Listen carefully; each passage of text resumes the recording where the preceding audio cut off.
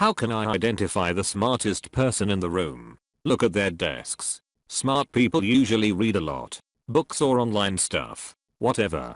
If you spot a person with a reading, they might be smarter than others. Playboy is not a reading thus. Look what people drink. If someone drinks coffee, water, or tea, it might be a sign of smart person. Coffee is mind booster, tea also. Water is not, but it is helpful to maintain brain in a good shape. Especially after a party last night. Look who is busy all the time.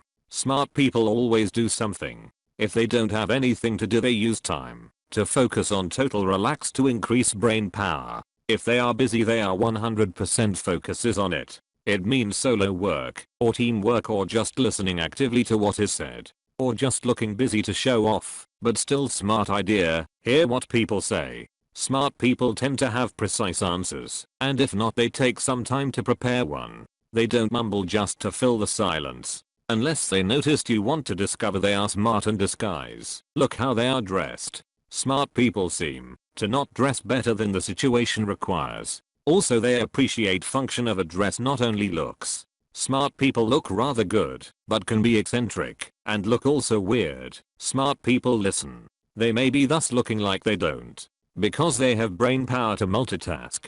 But if you ask, they know important stuff from what you said. For example, when is a lunch break time? Smart people like to have brain exercise. Ask a riddle, or say something that is scientific. If they look clouded and happy, it means they appreciate their brains to do push-ups. Check who is not in the room. The meeting might have been too boring to attend.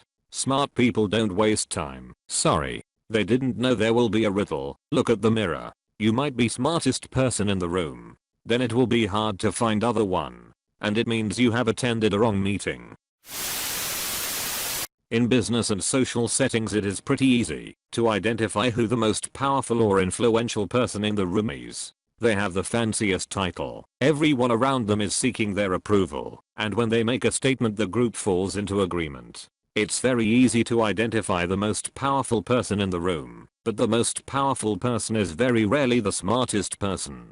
So how do you identify the brains of the operation? The man/woman behind the curtain, so to speak. In my experience, there is a little trick that can be helpful in picking this person out of the crowd. Watch who the most powerful person looks at after they answer a question. When we make statements or answer questions, we instinctually check to make sure the others around us approve. Humans are social creatures, and the approval of our peers is important. More important than peer approval, however, is receiving validation from someone who we view as a thought leader or an expert in a given topic. This is why you see so many people on media sites like Quora get excited when a top writer upvotes or comments on their answer to a question.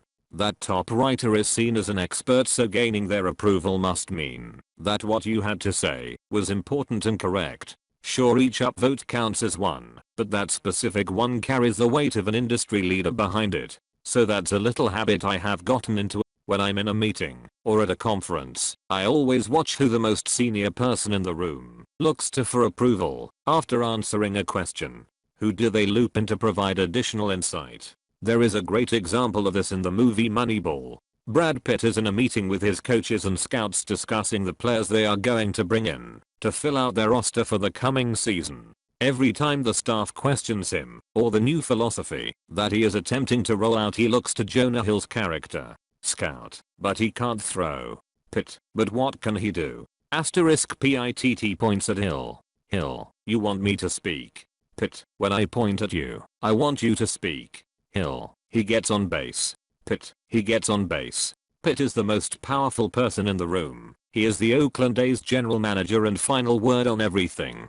When the questions get tough, however, he turns to the number cruncher from Sector 7G** to give him the validation that his argument is sound and his theory is correct. See, Pitt's character in the film is the visionary. He's building a reality based on an idea, but Hill's character is the brain that conceived of that idea. When Pitt potentially has doubt or just wants to know that he isn't crazy when others disagree, he looks to his expert to validate him. So my advice to you is this. When you find yourself in a room full of people and you are wondering who the most intelligent person is, just let the most powerful person in the room tell you.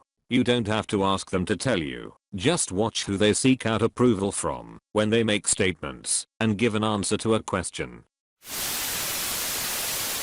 Ask a very easy question. It should be easy enough that everyone in the room probably knows the answer to it. There will be many people shouting on top of their voices to make themselves heard.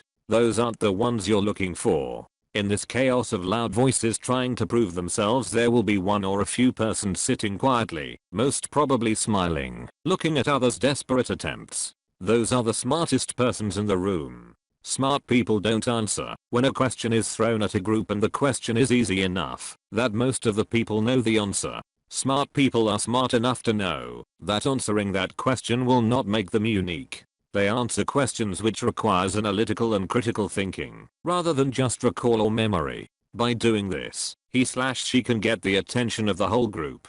Hope this trick works. Thanks for watching. Don't forget to subscribe and to like this video. See you next time.